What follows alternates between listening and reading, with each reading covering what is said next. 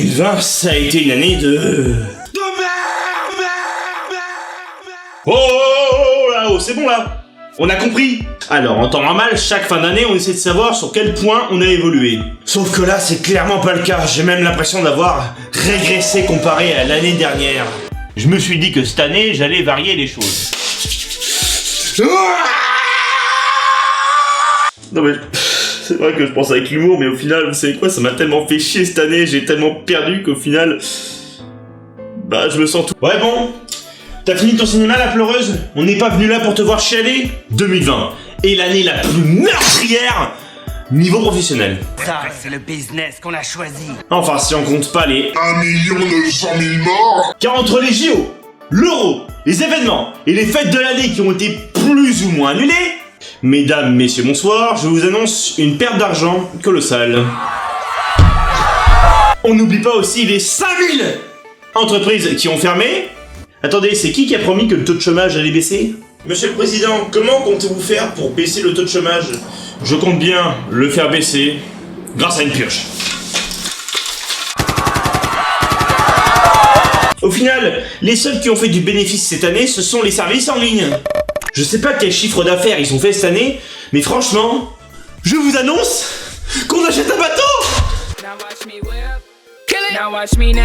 Pour moi, cette année ne se résume qu'à des pertes d'opportunités. Bon, les techniques pour garder le moral, du moins les seules que j'ai trouvées, c'est que dans cette période, si vous avez la santé, c'est un bon point. Premièrement, beaucoup n'ont pas eu cette chance. Deuxièmement, certains en sont morts. D'ailleurs, est-ce que vous avez été en contact avec le Covid? Est-ce que vous l'avez ou un proche à vous l'a eu? Bah, c'est le cas de Vanessa qui, dans ce témoignage, a perdu son père.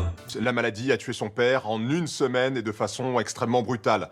Un témoignage sensible à écouter avec attention. Vanessa a perdu son père, Berto Tayeb, à cause du coronavirus.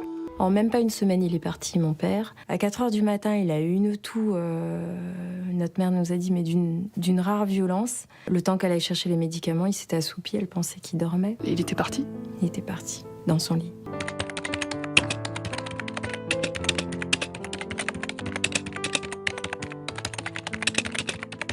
C'est peut-être un mauvais exemple, mais ça m'a montré que peu importe le malheur qu'on subit, il y aura toujours quelqu'un de plus à plaindre. Pour nous, c'est la période la plus horrible qu'on ait connue, mais il y a d'autres périodes qui faisaient pas envie non plus.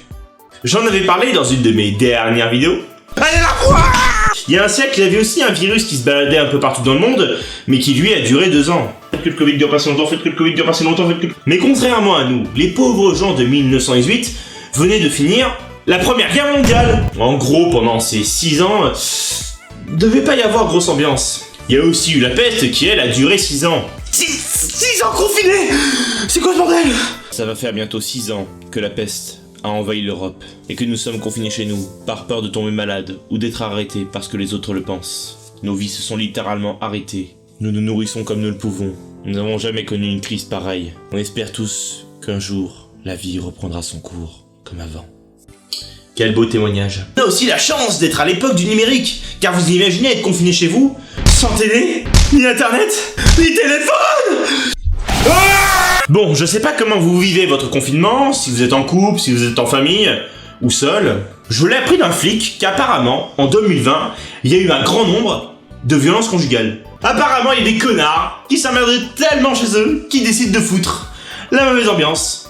Comme si on n'avait pas déjà assez, là. Je peux comprendre l'envie de se défouler à cause de la pression, de la colère, et du fait que les choses n'aillent pas dans la vie, et qu'on a envie de casser des petites gueules, là. Putain!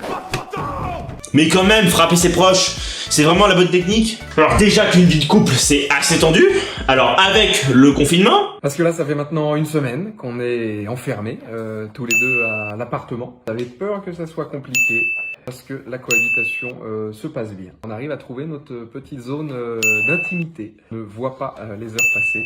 J'espère que vous, ça va, tout simplement. Pour le coup, être célibataire pendant le confinement, ça valait le coup.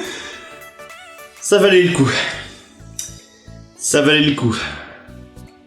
Ça valait le coup.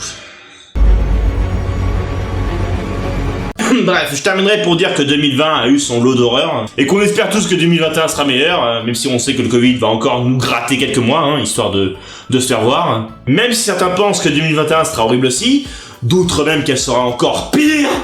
Déjà, si on se débarrasse du Covid en juin comme annoncé, ce sera un bon point.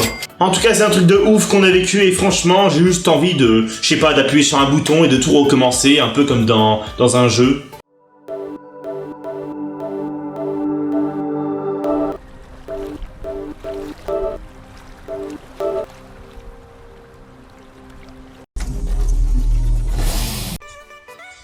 Bonjour, je suis Maître A, le 2.0. Si comme mon ancienne version vous en avez marre du Covid, respectez les procédures. 2021 est un nouveau départ qui, on l'espère tous, ne sera pas aussi chiant que 2020. Bonne année à tous, bonne santé, c'est primordial. Et bonne chance pour cette nouvelle année. Ciao à tous et à très vite pour une prochaine vidéo.